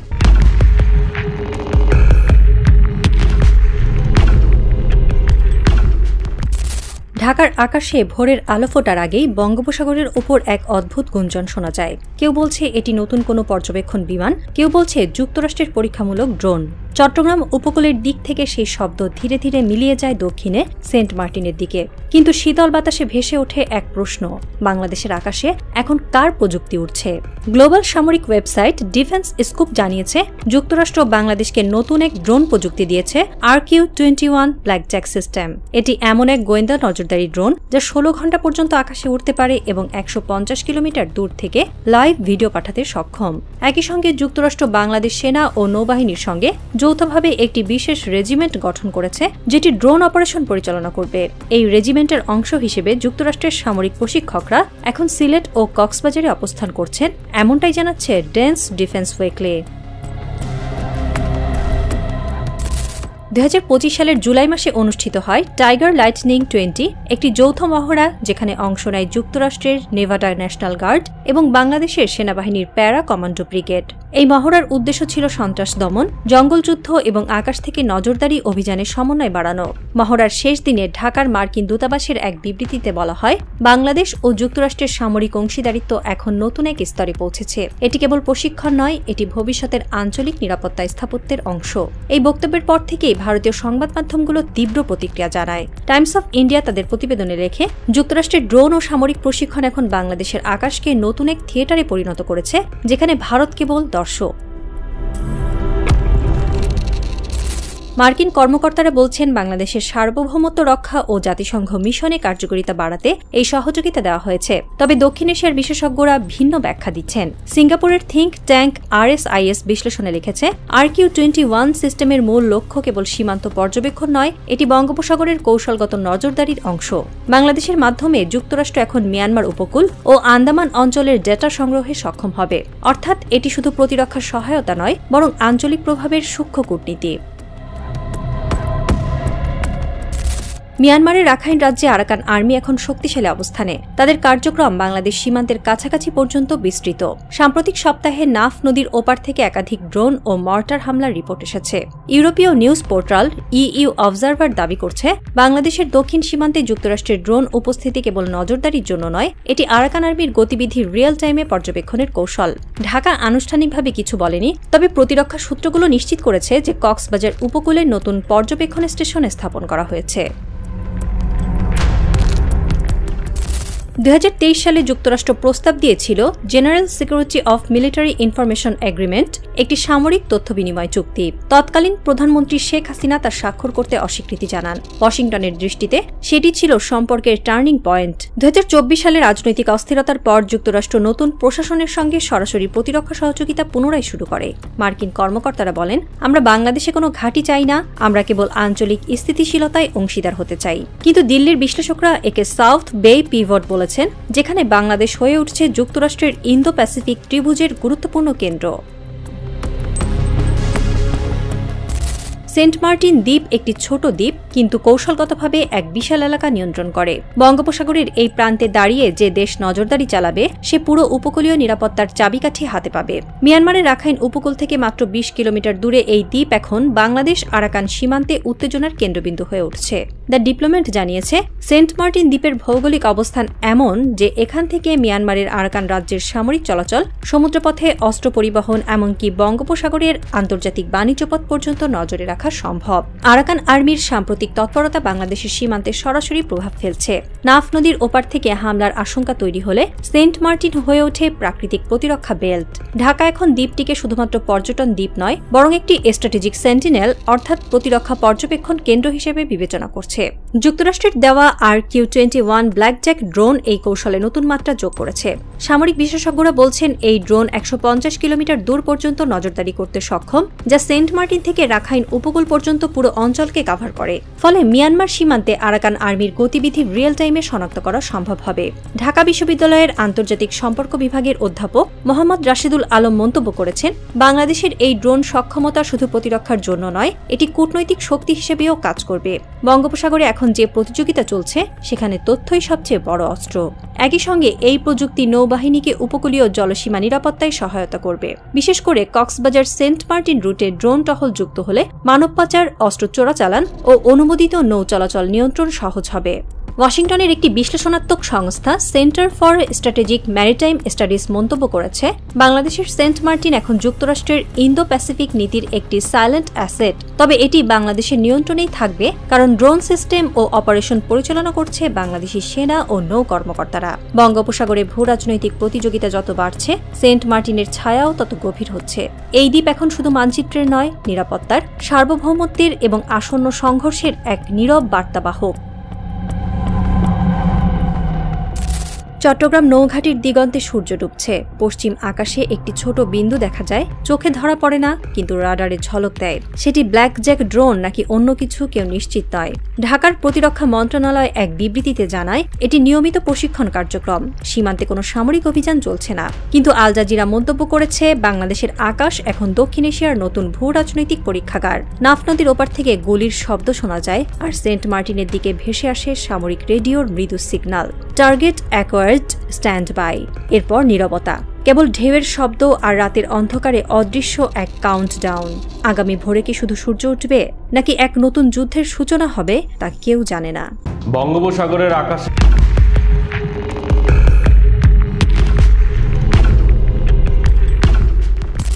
18 সেপ্টেম্বর রাত রাখাইনের আকাশে ছায়ার মতো ভেসে বেড়াচ্ছে এক অচেনা শব্দ। হঠাৎ করেই মংডু ও টাউনশিপে আরাকান আর্মির ঘাঁটিতে হামলা। আরসা ও RSOর যোদ্ধারা সমন্বিতভাবে চালায় এই আক্রমণ। কিন্তু পরদিন সকালে আরাকান আর্মির প্রধান তুন মাইয়াত নাইনের বক্তব্যে এক নতুন বিস্ফোরণ ঘটে। তিনি অভিযোগ করেন, এই হামলার পেছনে রয়েছে বাংলাদেশের সামরিক কর্মকর্তাদের প্রত্যক্ষ মদদ। শুধু তাই নয়, তুনের দাবি, সীমান্তের ওপার থেকে হামলার নির্দেশ দেওয়া হয়েছে যাদের মুখে আছে বাংলাদেশের পোশাক, কিন্তু মাথায় অন্য দেশের নকশা। এই বক্তব্য শুধু একটি সামরিক বিবৃতি নয়, এটি একটি স্পষ্ট রাজনৈতিক বার্তা, যা বাংলাদেশকে এক নতুন সীমান্ত সংঘাতের মুখে দাঁড় করিয়ে দিয়েছে। তুন মাইয়াত নাইনের এই বক্তব্যকে কোনো সাধারণ যুদ্ধক্ষেত্রের অভিযোগ বলা যাবে না। এটি ছিল এক কৌশলগত ভাষ্য, যা রচনায় ব্যবহৃত হয়েছে দায় চাপানো রাজনীতি, বৈশ্বিক জনমত প্রভাবিত করার হস্তচালনা এবং সবচেয়ে গুরুত্বপূর্ণ, বাংলাদেশকে প্রতিরক্ষা ও কূটনৈতিকভাবে চাপে ফেলার একটি পরিকল্পিত প্রচেষ্টা। তথ্য বিশ্লেষণে দেখা যায়, মংডুতে আরসা ও RSOর তৎপরতা গত 2 মাসে বৃদ্ধি পেয়েছে। তবে এই হামলার সময়কাল, জাতিসংঘে অনুষ্ঠিতব্য রোহিঙ্গা সম্মেলনের পূর্বক্ষণে হওয়া এবং তুন মাইয়াত নাইনের সেই নির্দিষ্ট সময় বক্তব্য প্রদান, এগুলোকে নিছক কাকতালীয় বলা যাবে না। এই বক্তব্যের মধ্য দিয়ে 3টি উদ্দেশ্য পরিষ্কার হয়। 1. বাংলাদেশকে অভিযুক্ত করে আন্তর্জাতিক কূটনীতিতে একটি মার্জিনালাইজেশন ন্যারেটিভ তৈরি করা। 2. রাখাইন অঞ্চলে নিজ নিয়ন্ত্রণকে বৈধতা দিতে আরসা RSOকে বাংলাদেশি মদতপুষ্ট জঙ্গি হিসেবে তুলে ধরা। 3. ভবিষ্যতে সীমান্তে সরাসরি সংঘর্ষের ভিত্তি তৈরি করা, যেখানে সেলফ ডিফেন্সের কভার ব্যবহার করে আরাকান আর্মি সরাসরি বাংলাদেশের দিকে হামলার ক্ষেত্র তৈরি করতে পারে। এখানে গুরুত্বপূর্ণ যে তুন মাইয়াত নাইনের বক্তব্যে বাংলাদেশ সরকার নয়, বরং সামরিক কর্মকর্তার শব্দটি ব্যবহার করা হয়েছে। এটি এক ধরনের মনস্তাত্ত্বিক যুদ্ধের ইঙ্গিত, যেখানে সরকার ও সেনাবাহিনীর মধ্যে বিভাজন সৃষ্টি করার চেষ্টাও থাকতে পারে। তুন মাইয়াত নাইনের বক্তব্যের পর বাংলাদেশ সরকার বা সামরিক বাহিনী 2 জায়গা থেকেই আনুষ্ঠানিক কোনো প্রতিক্রিয়া আসেনি। ISPR কিংবা BGB মুখে কুলুপ এঁটেছে। তবে জাতিসংঘ সাধারণ পরিষদের সাইডলাইনে বাংলাদেশের জাতীয় নিরাপত্তা উপদেষ্টা ডক্টর খলিলুর রহমান এক আলোচনায় জানান, আমার কাছে আরাকান আর্মির পক্ষ থেকে কিছু ছবি পাঠানো হয়েছে। সেখানে দেখা যায় তারা রাখাইনের অভ্যন্তরে রোহিঙ্গা বাস্তুচ্যুতদের সঙ্গে আলোচনা করছে। এদিকে যুক্তরাষ্ট্র ভিত্তিক দক্ষিণ এশিয়া পর্যবেক্ষণ সংস্থা এস্ট্রাফর জানায়, বাংলাদেশ এখন কৌশলগতভাবে এক কঠিন অবস্থানে তারা মিয়ানমারের সঙ্গে সরাসরি সংঘাতে জড়াতে চায় না, আবার রাখাইন ইস্যুতে নীরবও থাকতে পারছে না। ঢাকা এই মুহূর্তে এক ধোঁয়াটে পরিস্থিতির মধ্যে, যেখানে প্রতিটি বক্তব্য কিংবা নীরবতা ভবিষ্যতের কূটনৈতিক ভারসাম্য নির্ধারণ করছে। রাখাইনের বাস্তবতা হল মিয়ানমারের সামরিক জান্তা সেখানে ক্রমেই দুর্বল হয়ে পড়ছে। আরাকান আর্মি এখন প্রায় ৮০ থেকে ৯০% টেরিটরি নিয়ন্ত্রণে রেখেছে। তাদের কাছে রয়েছে ভারী অস্ত্র, ড্রোন প্রযুক্তি এবং স্থানীয় জনসমর্থন। রয়টার্স জানায়, আরাকান আর্মি এখন আর কেবল বিদ্রোহী নয়, তারা বাস্তবে রাখাইনের বিকল্প প্রশাসন। এই অবস্থায় তাদের বক্তব্যের রাজনৈতিক ও সামরিক ওজন বেড়ে গেছে। বাংলাদেশের বিরুদ্ধে অভিযোগ তাই নিছক আঞ্চলিক নয়, বরং এটি আন্তর্জাতিক অঙ্গনে নিজেদের অবস্থান শক্ত করার কৌশলও হতে পারে। ওয়াশিংটন ভিত্তিক ওয়েলসন সেন্টার বিশ্লেষণ করেছে, যদি আরাকান আর্মি সফলভাবে বাংলাদেশকে আঞ্চলিক সংঘাতের অংশ বানাতে পারে, তবে তারা জাতিসংঘে আলাদা পক্ষ হিসেবে স্বীকৃতি আদায়ের পথে এগোবে। বাংলাদেশ এখন তাই এক জটিল ভারসাম্যের লড়াইয়ে, একদিকে সামরিক প্রস্তুতি, অন্যদিকে কূটনৈতিক সংযম।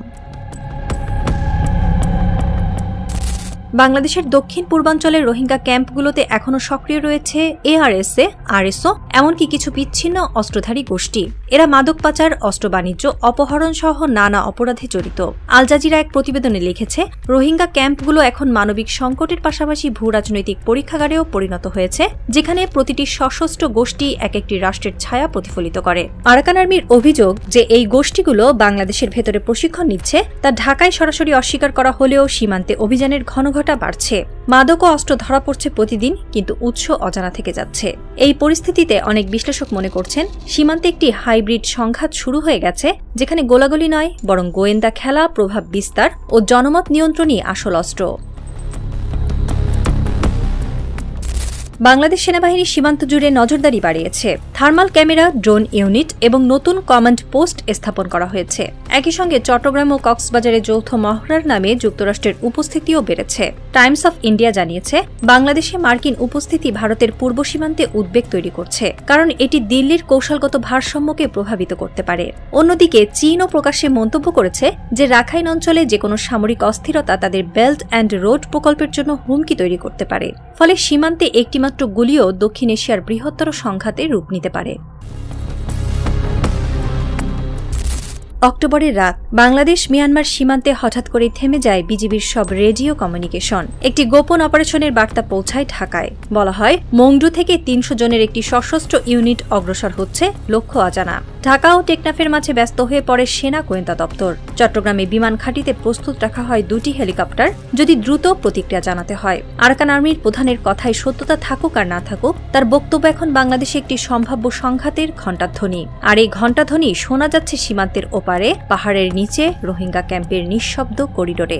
সেখানে আগুনের আলো এখনো দেখা যায়নি, কিন্তু বাতাসের ঘ্রাণ বলে দিচ্ছে একটি যুদ্ধ এগিয়ে আসছে।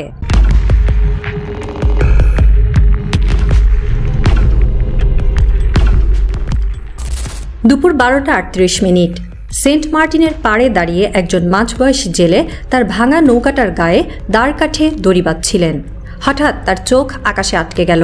একটি সাদা রঙের বাণিজ্যিক কার্গো প্লেন দ্বীপের দক্ষিণ দিকে ঘোরাফেরা করছে, যেন আকাশেই একটা অদৃশ্য রেখা এঁকে চলেছে।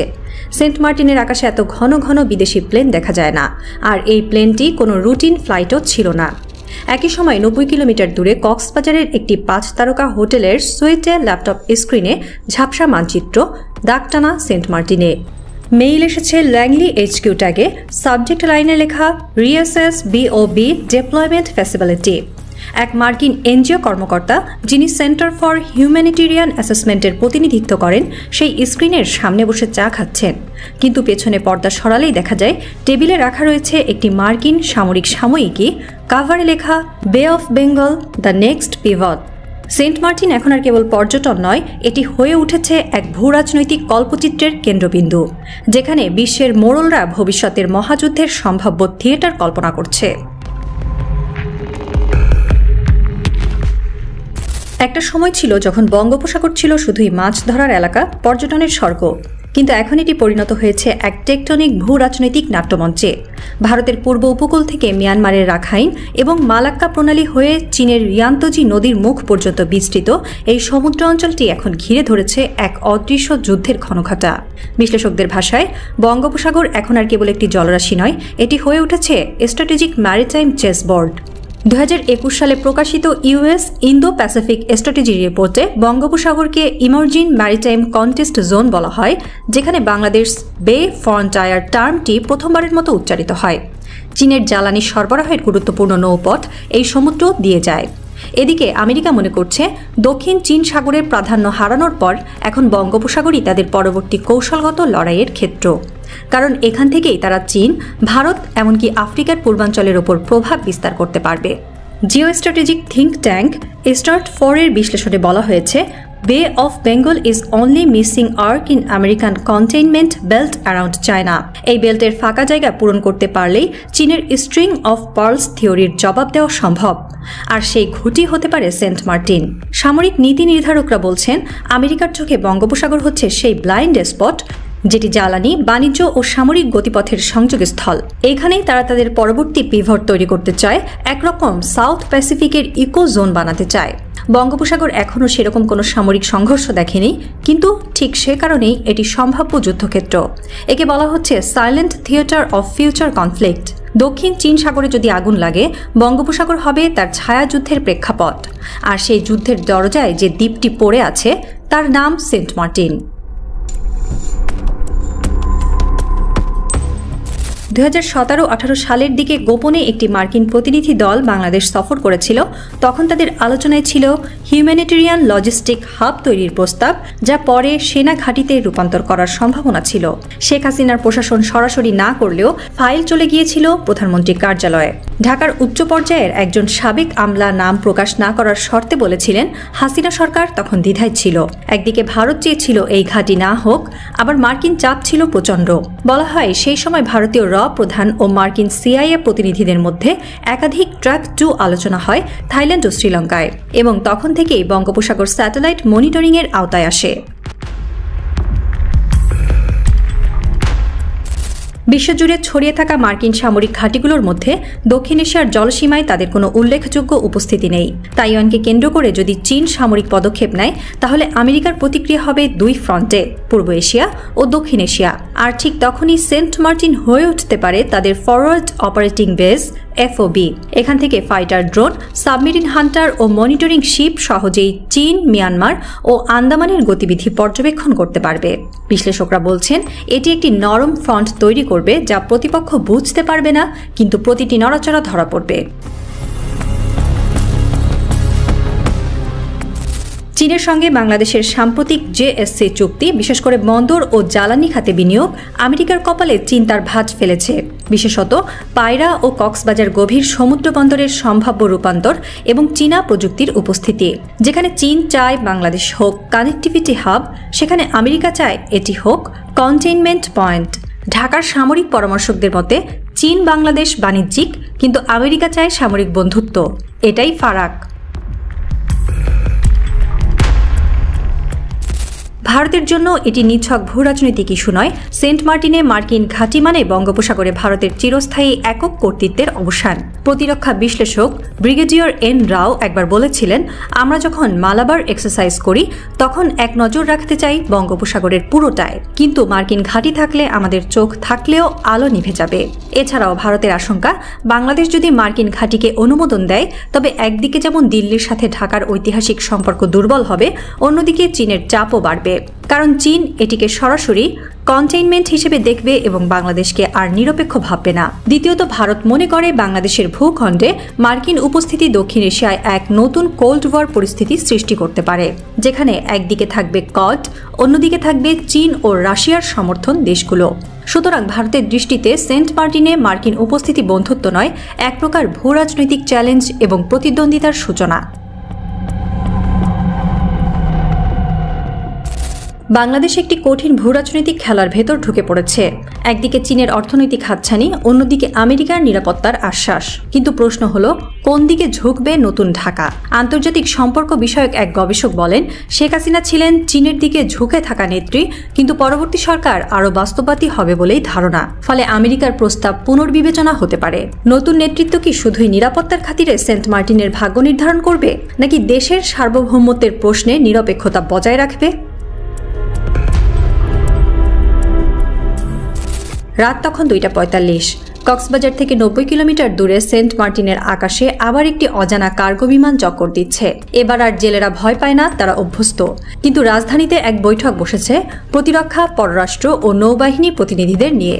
একজন কর্মকর্তা গলায় উদ্বেগ এনে বললেন, এরা ঘাঁটি গড়বে বলেই আসে না।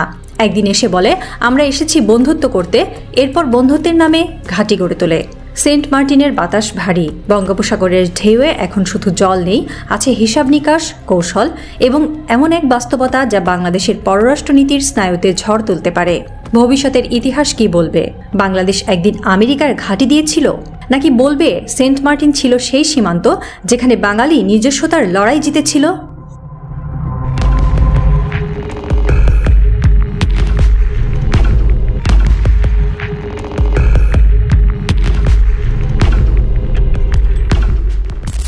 রাতের ঢাকা, গভীর নীরবতায় চৌকিদার ঘুমে ঢলে পড়ে, অথচ রাজধানীর ভেতরে মন্ত্রিসভা কক্ষে জ্বলে আছে আলো। টেবিলের ওপারে ছড়িয়ে আছে আধুনিক যুদ্ধ বিমানের ফাইল, বৈদেশিক বার্তার সারি। অধ্যাপক ইউনূস, অন্তর্বর্তী সরকারের প্রধান উপদেষ্টা, ছাদবাতির নিচে বসে, হাতে এক কাপ চা, চোখে প্রচ্ছন্ন উদ্বেগ। দূরে দেয়ালে লাগানো ম্যাপের ওপর ৩টি সুই চিহ্নিত, বেইজিং, ওয়াশিংটন, নয়াদিল্লি। হঠাৎ ইন্টারকমের আলো জ্বলে ওঠে, স্যার, চীনের রাষ্ট্রদূত অপেক্ষায়। ইউনূস জানেন, এই শুধু কূটনৈতিক সাক্ষাৎ নয়, এ যেন দক্ষিণ এশিয়ার রাজনৈতিক যুদ্ধের উদ্বোধনী ঘণ্টা। রাত গভীর হলেও আন্তর্জাতিক পরিস্থিতি ঘুমায় না। এই রাতেই শূন্য আকাশে বাজতে শুরু করেছে এক নতুন যুদ্ধের অর্কেস্ট্রা। বাংলাদেশের জেটেন্সি যুদ্ধবিমান কেনার সিদ্ধান্ত ঘিরে বাইরে শহরের ট্রাফিক স্তিমিত, কিন্তু ভেতরে রাজধানীর উত্তাপ ছড়িয়ে পড়ছে এক একটি দেশের দূতাবাসে, খবরের কাগজের শিরোনামে, সেনাবাহিনীর গোয়েন্দা দপ্তরে। বাংলাদেশের সামরিক শক্তি বাড়ানোর যে প্রক্রিয়া, তা শুধু প্রতিরক্ষা নয়, এখানে মিশে আছে জাতীয় আত্মপরিচয়, নিরাপত্তার নিশ্চয়তা আর আঞ্চলিক নেতৃত্বের চ্যালেঞ্জ।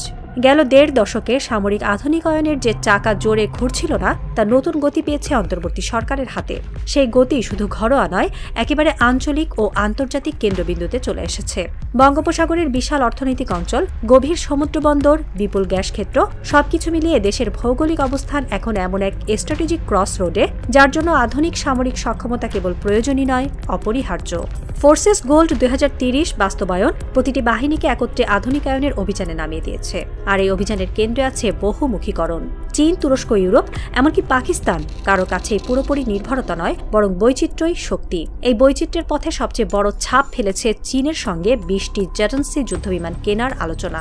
বাংলাদেশের বায়ুসেনা যখন যুদ্ধজেটের তালিকায় ৪.৫ প্রজন্মের একটি শক্তিশালী প্ল্যাটফর্ম যুক্ত করতে যাচ্ছে, ভারত ও যুক্তরাষ্ট্রে তার প্রতিধ্বনি পড়ে টেবিলের ওপারে। ওয়াশিংটনের নীতি নির্ধারকদের ঘুম কেড়ে নিয়েছে বাংলাদেশের প্রতিরক্ষা ক্রয়, বিশেষ করে চীনা যুদ্ধবিমান, সাবমেরিন ঘাঁটি সংস্কার ও প্রযুক্তি হস্তান্তর নিয়ে। যুক্তরাষ্ট্র স্পষ্ট বলছে, ঢাকার ক্রমবর্ধমান সামরিক আধুনিকায়নে চীনের অবদান আমাদেরকে গভীরভাবে উদ্বিগ্ন করছে।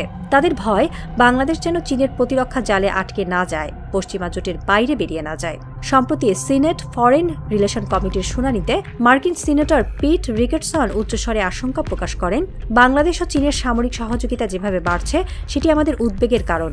সাবমেরিন ঘাঁটি, যুদ্ধবিমান, সারফেস টু এয়ার মিসাইল, এসব চীনা প্রযুক্তি বাংলাদেশের কৌশলগত অবস্থান পাল্টে দেবে।